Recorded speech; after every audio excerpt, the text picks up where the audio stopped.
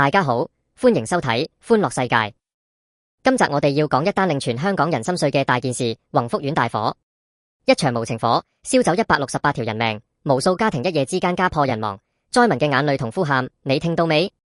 今日我哋就要深入剖析呢場災難背後，政府點樣做嘢，災民又點樣喺絕望中掙扎求存。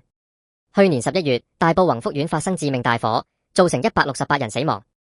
政府成立獨立委員會調查成因，居民現旁聽盼獲安置，但安置方案仍待公布。委員會專注審視火災原因及制度問題，安置則由政府工作組負責。政府已收集90%半業主意願，方案短期內出爐。政界人士如陳克勤等希望政府盡快公布具體安排，協助居民重建家園。呢場宏福苑大火真係燒到全城心寒，168條人命唔係冷冰冰嘅數字，而係一個個破碎嘅家庭。災民失去至親，家園化為灰燼，而家連基本住宿都未穩定，你話幾咁煎熬？政府嘅反應算係快嘅，火災後立即成立獨立委員會，委任陸啟康法官做主席，目標9個月內查清成因同制度漏洞。委員會嘅職權範圍好廣，從火災成因、消防設備、樓宇維修監管，到有冇貪污圍標，都要審視。呢點值得肯定，顯示政府認真想找出問題根源，防止慘劇重演。但係災民最關心嘅唔係調查結果，而係幾時可以有返間屋安身。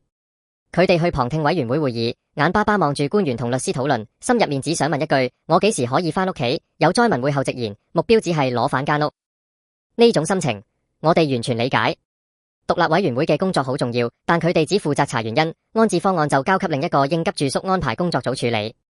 政府話已收集90%半業主意願，方案就快出爐，但就快係幾快？1個月？3個月？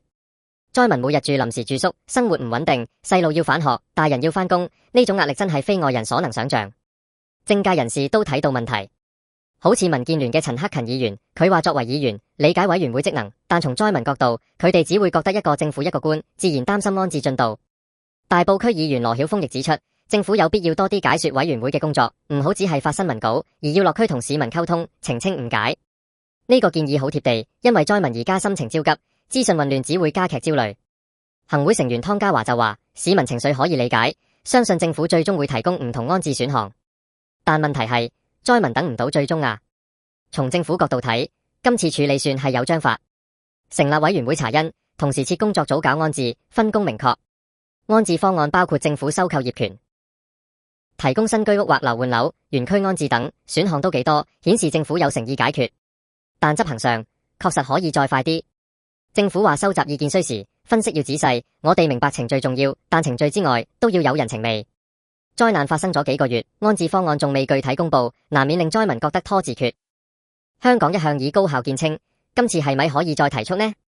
我哋作為支持政府嘅市民，認為政府今次方向正確，但溝通同效率有改善空間。首先，政府應加快安置方案公布，俾災民一個明確時間表，等佢哋有盼頭。第二，加強同災民嘅溝通，透過一戶一社工嘅機制，唔止收集意見，更要定期更新進度，減輕佢哋嘅不安。第三，從火災吸取教訓，獨立委員會嘅調查結果好關鍵，未來必須嚴格監管樓宇維修工程，堵塞消防漏洞，避免類似悲劇再發生。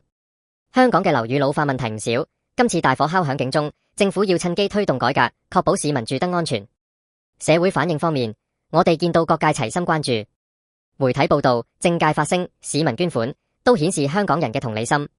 但呢啲支援不能代替一個長遠嘅家。政府嘅角色就係要帶頭協調資源，盡快讓災民重建家園。有消息話，政府可能委託房委會推展安置工作，呢個係好方向，因為房委會有經驗處理居屋等事務，可以加快流程。不過關鍵仲係時間，災民等唔起。總結呢部分，宏福苑大火暴露咗香港喺災難應對同樓宇安全上嘅弱點。政府嘅應對有亮點，但執行需更貼地、更快。我哋要支持政府工作，同時理性督促，等災民早日重過正常生活。宏福苑大火係一場深重災難，揭示樓宇安全同災後安置嘅迫切性。政府成立委員會調查同工作組安置，方向正確，但執行需加快步伐，尤其溝通同方案公布要更透明。災民嘅苦況值得全城關注，我哋應同心協力，支持政府盡快落實安置，讓災民重獲家園。同時，從制度上堵塞漏洞，提升監管，先對得住逝去嘅生命。多謝大家收睇歡樂世界，記得訂閱、點讚、分享、留言分享你嘅意見。下次再同大家探討更多社會熱話，再見。